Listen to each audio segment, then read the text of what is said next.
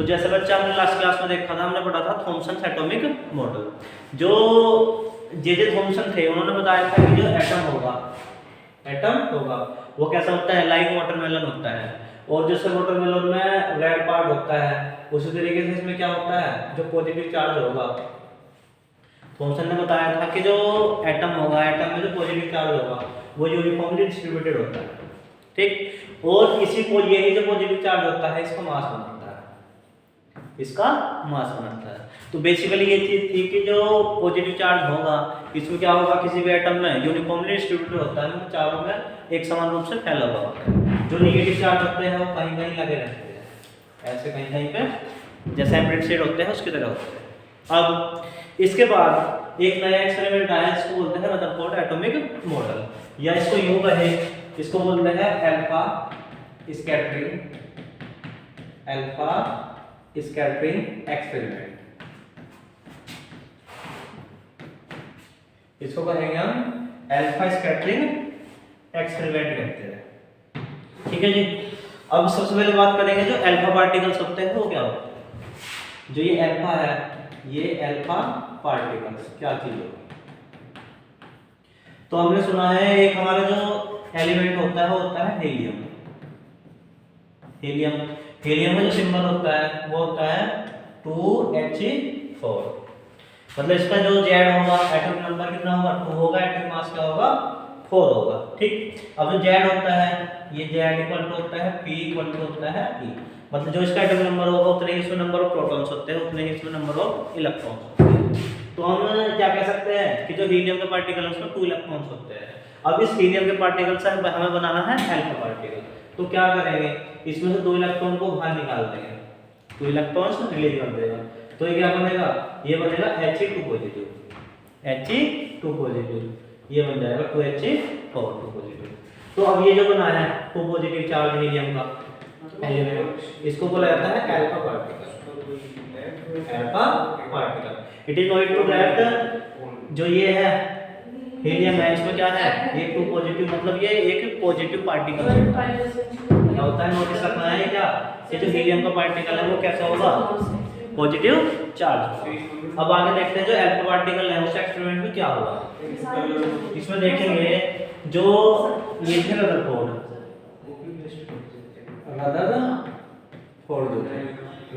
के दो स्टूडेंट थे, एक तो थे गीगर, एक थे मार्टे। गीगर और मार्टे ये क्या कर रहे थे, इसके लैब में, रदरफोर्ड के लैब में एक एक्सपेरिमेंट कर रहे थे। उस एक्सपेरिमेंट में क्या किया उन्होंने, एक्सपेरिमेंट में एक यहाँ पे लिया उन्होंने लेड बॉक्स, इस तरीके से एक लिया लेड बॉक्स, पीबी, लेड का सिंबल क्या होता है, पीबी, बॉक्स होता है, लेड बॉक्स लिया। लेड बॉक्स में यहाँ पे उन्होंने रख दिया क्या, अल्फा पार्टिकल्स, ये रख दिए अल्फा पार्टिकल्स रख दिए। अल्फा पार्टिकल्स रखने के बाद यहाँ क्या किया इन्होंने, एक गोल्ड की एक बहुत ही थिन फॉइल ले ली, यहाँ पे ले लिए गोल्ड की फॉइल, ये हो गया गोल्ड फॉइल। गोल्ड फॉइल लेने के बाद इसके पीछे यहाँ पे एक ली इन्होंने ये जिंक सल्फाइड की फिल्म ले ली, ये था जिंक सल्फाइड की एक फिल्म, ठीक। तो सबसे पहले बात करते हैं कि इन्होंने ये जो मटेरियल है, यहाँ पे लेड लिया है, यहाँ पे गोल्ड लिया है, यहाँ पे जिंक सल्फाइड लिया है। इनके लेने के जो रीजन थे वो क्या थे, वो ये थे कि जो जिंक सल्फाइड होता है ये फ्लोरोसेंट शो करता है, ये क्या करता है, फ्लोरोसेंट शो करता है, ठीक। जो गोल्ड कॉइल होता है, गोल्ड हम ये जानते हैं कि जो गोल्ड होगा वो क्या होता है, मोस्ट डक्टाइल मेटल होता है। ये क्या होगा, मोस्ट डक्टाइल मेटल होता है, सही है जी। गोल्ड क्या होगा, मोस्ट डक्टाइल मेटल, मतलब इसके बहुत ही बारीक लेयर या वायर बनाए जा सकते हैं, इसलिए इन्होंने गोल्ड की वायर ली थी। यहाँ पे लेड क्यों लिया था, जो लेड है एक हैवी मेटल होता है, लेड जो है एक हैवी मेटल होता है, ठीक। हैवी मेटल होने के साथ साथ ये इनर्ट होता है, इनर्ट होने के साथ साथ ये जो इलेक्ट्रिसिटी है या हीट है उसको बैड कंडक्टर होता है, बैड कंडक्टर ऑफ इलेक्ट्रिसिटी, ये होता है। ठीक, तो लेड क्यों लिया था? क्योंकि एक लेड हैवी मेटल होता है और क्या होता है, ये इनर्ट मेटल होता है। गोल्ड कॉइन क्यों ली थी? गोल्ड जो होता है मोस्ट डक्टाइल मेटल होता है, इसकी मतलब बहुत ही बारीक जो है फिल्म वो बनाई जा सकती है। इसके बाद जिंक सल्फाइड की फिल्म क्यों ली थी?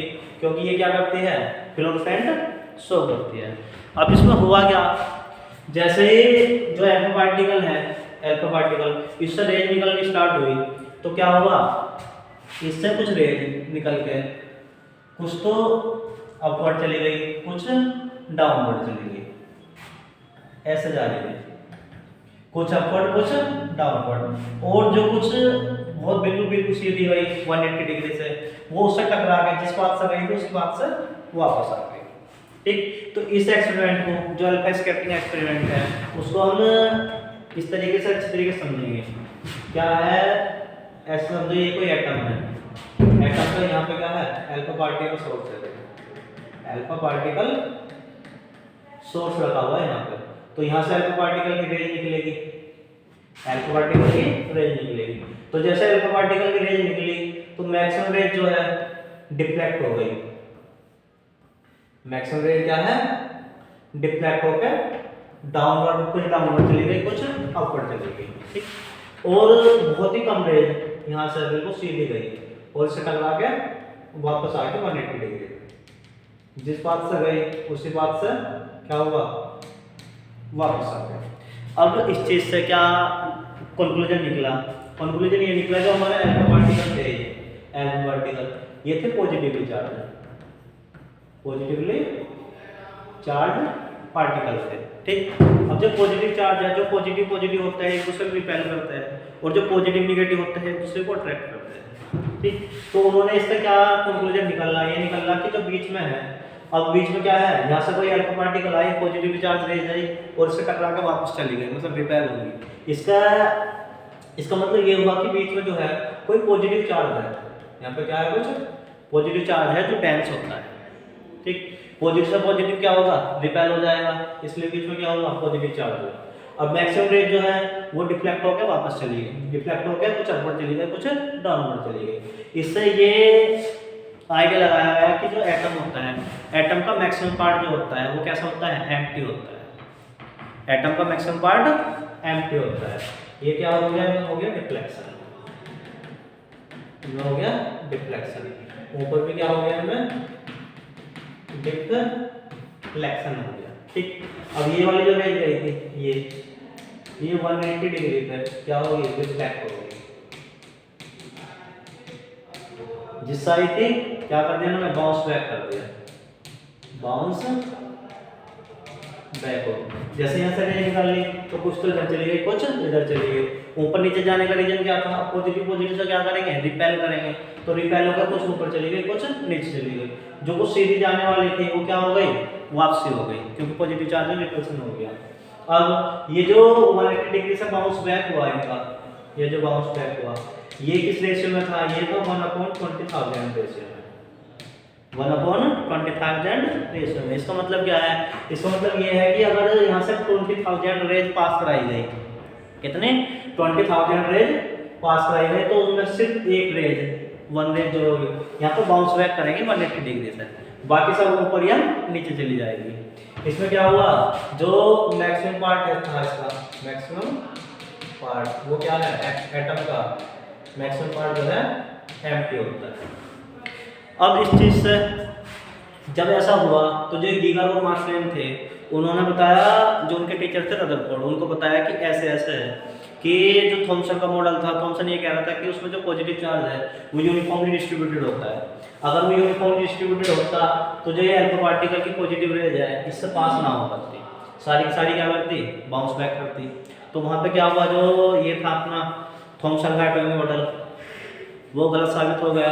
इसके बाद जो रदरफोर्ड है, रदरफोर्ड ने इन सबसे कुछ कंक्लूजन इकट्ठा किया और उसने अपनी थ्योरी में उसको क्या कर दिया, पब्लिश कर दिया। अब इनकी जो थ्योरी थी उसमें क्या पब्लिश किया, उनको एक एक करके पोस्टुलेट के रूप में पढ़ लिया। ठीक है जी, उनको क्या करेंगे, एक एक करके इनके पोस्टुलेट के रूप में पढ़ेंगे। तो यहाँ लिखते हैं postulates of postulates of Rutherford atomic model.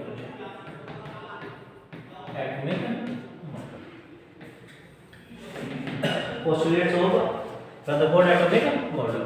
Number one इन्होंने कहा कि जो सेंटर ऑफ एटम्स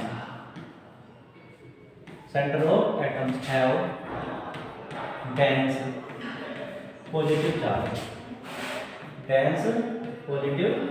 charge। जो किसी भी एटम का सेंटर पार्ट होता है वो क्या होता है, डेंस होता है, उसमें क्या होगा, positive charge end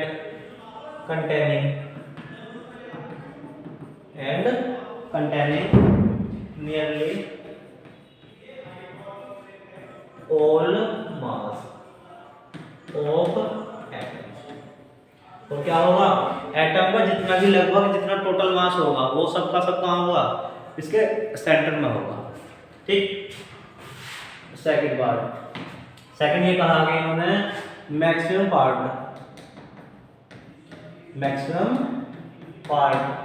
of an atom is empty. क्या होता है, किसी भी एटम का जो मैक्सिमम पार्ट होगा वो क्या होगा, एम्प्टी होगा, खाली, ताकि क्या होगा, उससे डिफ्लेक्शन हो गया, ऊपर और नीचे से बाहर निकल के चली गई थे। तो maximum part of an atom is empty हो गया। ये हो गया हमारा, ये हो गया थर्ड पॉइंट बताया कि अब जो गोल्ड लिया था इन्होंने, गोल्ड के बेसिस पे इन्होंने बताया कि जो रेडियस ऑफ एटम होगी, वो होती है 10 to the power 15 metre, 10 to the power -15। Radius of atom जो होगी वो होगी 10 to the power -10 मीटर। और जो रेडियस ऑफ एटम होगी, रेडियस ऑफ न्यूक्लियस जो होगी, रेडियस ऑफ न्यूक्लियस वो होती है 10 to the power -15 मीटर। ठीक जी, ये हो गया radius of atom 10 to the power -10 metre, radius of nucleus होगी 10 to the power -15 मीटर। आगे मैंने बताया फोर्थ नंबर, जो रेडियस ऑफ एटम होती है, रेडियस ऑफ एटम जो होगी वो होगी 5 times into radius of nucleus. Radius of atom क्या होगी, 5 times into radius of nucleus. ये वाला पॉइंट जो है बहुत ही इंपॉर्टेंट होता है, ये वाला पॉइंट बहुत इंपॉर्टेंट होता है और जेईई नीट में फ्रीक्वेंटली क्वेश्चन बनते हैं ऐसे। ठीक है बच्चा, आगे मैंने बताया कि जो वॉल्यूम ऑफ एटम होगा वो क्या होगा, 15 times volume of nucleus equal to होगा 15 times into volume of nucleus. तो ये दो रिलेशन आपको याद करने हैं, एक तो एटम का, इसकी एटम और न्यूक्लियस के रेडियस में जो होता है वो 5 टाइम्स होता है, और वॉल्यूम में और इसमें वॉल्यूम में जो रिलेशन होगा वो होगा 15 टाइम्स। ये चीज होगी अपनी। चलो जी, आगे इन्होंने बताया कि जो ये अपना 5th पॉइंट, इन्होंने बताया जो सेंटर होगा, सेंटर में पॉजिटिवली चार्ज पार्टिकल जिसे बोलते हैं प्रोटॉन, ये रहता है। ठीक, जो क्या होगा, सेंटर होगा, सेंटर में पॉजिटिव चार्ज, सेंटर में पॉजिटिव चार्ज होता है वो किसके कारण होता है, प्रोटॉन के कारण होता है। इसलिए प्रोटॉन को जो डिनोट करते हैं वो करते हैं P पॉजिटिव से। आगे इन्होंने बताया ये इन्होंने बताया जो इलेक्ट्रॉन्स होते हैं, electrons revolve around the nucleus, और स्फेरिकल पाथ। ठीक है, these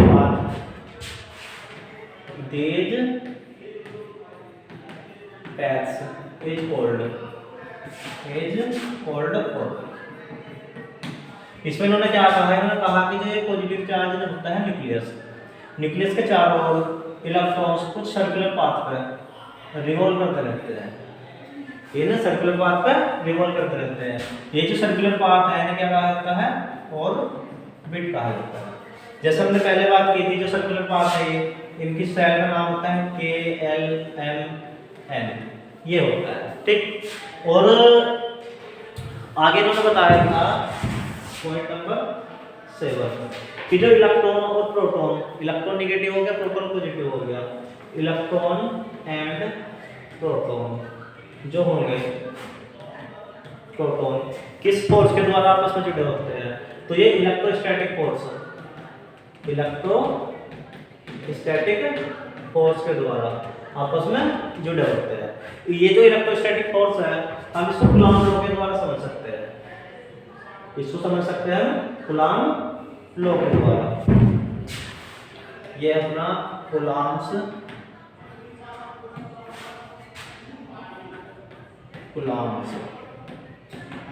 लॉ के द्वारा इसको हम समझ सकते हैं। कूलॉम ने क्या कहा था, हमारे पास कोई दो पार्टिकल है, एक ये हो गया Q1 चार्ज का, ये हो गया दूसरा Q2 चार्ज का। अब इन दोनों के बीच में जो ये दूरी है, जो रेडियस है, वो मान लिया हमने r। तो इनके बीच में जो इलेक्ट्रोस्टैटिक फोर्स होगी, इनके बीच में क्या होगी, इलेक्ट्रोस्टैटिक फोर्स, तो वो होगी directly proportional Q1 upon Q2, Q1 into Q2 upon r square करोगे। अगर इसे इन्वर्सली इसको प्रोपोर्शनल साइन को हटाएंगे हम, तो क्या आ जाएगा, F equal to K Q1 into Q2 upon r square, ये हो जाएगा अपना F equal to K Q1 Q2 upon r square हो जाएगा। जो अपना K होता है, जो अपना क्या होगा, K होगा, इसकी जो K की वैल्यू होती है वो होती है 9 × 10⁹ newton metre square upon coulomb square, ये इसकी वैल्यू होती है K की वैल्यू, ठीक। Q1 क्या हो जाएगा, Q1 इक्वल हो जाएगा चार्ज ऑफ इलेक्ट्रॉन, जो Q2 हो जाएगा वो क्या हो जाएगा, चार्ज ऑफ प्रोटॉन या न्यूक्लियस, ये हो जाएगा। तो इससे क्या पता चलता है, हमें ये पता चलता है जो दोनों हमारे पार्टिकल्स है, एक Q1 है एक Q2 है, मतलब एक इलेक्ट्रॉन है और एक न्यूक्लियस या प्रोटॉन है, उन दोनों के बीच जो फोर्स काम कर रही है उसको किस प्रकार मेजरमेंट कर सकते हैं, उसका इस फॉर्मूले के द्वारा कर सकते हैं, कूलॉम लॉ के फॉर्मूले के द्वारा कर सकते हैं, ठीक है जी। ये सब चीज होगी अपनी, ये हो गया, ये हो गया, ये हो गया। इससे आगे नेक्स्ट पॉइंट, तो रदरफोर्ड ने क्या बता दिया, रदरफोर्ड ने बताया कि कोई भी एटम जो होता है उसका जो सेंटर पार्ट होता है उसमें पॉजिटिव चार्ज डेंस पार्टिकल होते हैं, जिन्हें क्या बोलते हैं, प्रोटॉन कहते हैं। अब उस जो न्यूक्लियर पॉजिटिव चार्ज न्यूक्लियस है उसके चारों ओर इलेक्ट्रॉन जिन सर्कुलर पाथ पे चक्कर लगाते हैं उनको बोलते हैं ऑर्बिट, ठीक। अब फिर उन्होंने बताया जो अपना पॉजिटिव चार्ज है, ये पॉजिटिव चार्ज और ये इलेक्ट्रॉन चार्ज उसके चक्कर लगा रहा है, इनके बीच में क्या है, एक फोर्स काम कर रही है जिसके द्वारा एक दूसरे को खींचे रखते हैं, इलेक्ट्रोस्टैटिक फोर्स बोलते हैं। तो उसको किसके द्वारा समझाया, कूलॉम लॉ के द्वारा हमने समझ लिया, सही है। ये चीज क्या बताई है, ये बताई है सर रदरफोर्ड ने बताई है। इसके बाद जो रदरफोर्ड है अपना, कुछ रदरफोर्ड की कुछ लिमिटेशंस है रदरफोर्ड के एटॉमिक मॉडल की। अब पढ़ेंगे हम क्या इसमें, रदरफोर्ड के एटॉमिक मॉडल की limitations, limitations of Rutherford atomic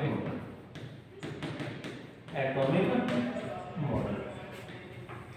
number 1 क्या कहा है इन्होंने कहा कि जो एटम और न्यूक्लियस वो इलेक्ट्रॉन्स होता है, इलेक्ट्रॉन न्यूक्लियस के चारों ओर चक्कर लगाता रहता है, इलेक्ट्रॉन के चारों ओर कॉन्टिन्यूसली चक्कर लगाता रहता है। इस चीज को एक ये थे साइंटिस्ट मैक्सवेल, इन्होंने अपनी थ्योरी दी थी इलेक्ट्रोमैग्नेटिक थ्योरी,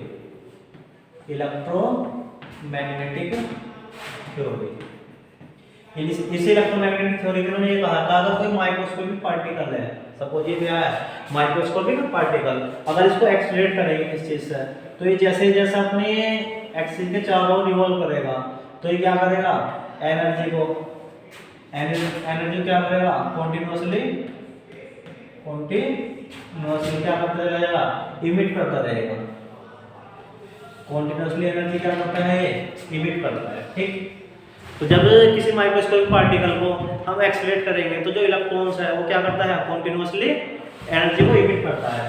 तो अब कोई भी सब्सटेंस हो हमारे पास, कोई भी मैटर हो, कोई भी पार्टिकल्स हो, उसके पास क्या होता है, एनर्जी का एक लिमिट सोर्स होता है, लिमिटेड एनर्जी होती है। तो एक समय ऐसा है जब इलेक्ट्रॉन इसके चारों ओर रिवॉल्व कर रहा है, इसकी एनर्जी जो क्या है वो खत्म हो जाएगी। खत्म हो जाने के बाद क्या होगा, ये इलेक्ट्रॉन इसमें कोलैप्स कर जाएगा। इलेक्ट्रॉन क्या हो जाएगा, इसमें कोलैप्स कर जाएगा। अब इलेक्ट्रॉन कोलैप्स कर जाएगा तो इसका साइज क्या होने लग जाएगा, साइज श्रिंक करने लग जाएगा। साइज क्या करेगा, श्रिंक करेगा। श्रिंक करेगा तो जो एटम का साइज है वो बहुत छोटा होता चला जाएगा। कभी ऐसा हो जाएगा कि जो एटम है वो खत्म ही हो जाएगा, लेकिन ऐसा नहीं है। इसके अंदर जो हमारे पास ये पेंसिल है, इसके अंदर ये बहुत सारे एटम हैं। अगर ऐसा होता है कि एटम श्रिंक होता जा रहा है तो एक समय ऐसा आएगा जो पेंसिल है ये खत्म हो जाएगी, लेकिन एक्चुअल में ऐसा नहीं होता। तो एक्चुअल में ऐसा नहीं होता तो ये इसका क्या हो जाएगा, ड्रॉबैक्स हो जाएगा। ड्रॉबैक्स क्या हो जाएगा, इसको हम लिख सकते हैं कि रदरफोर्ड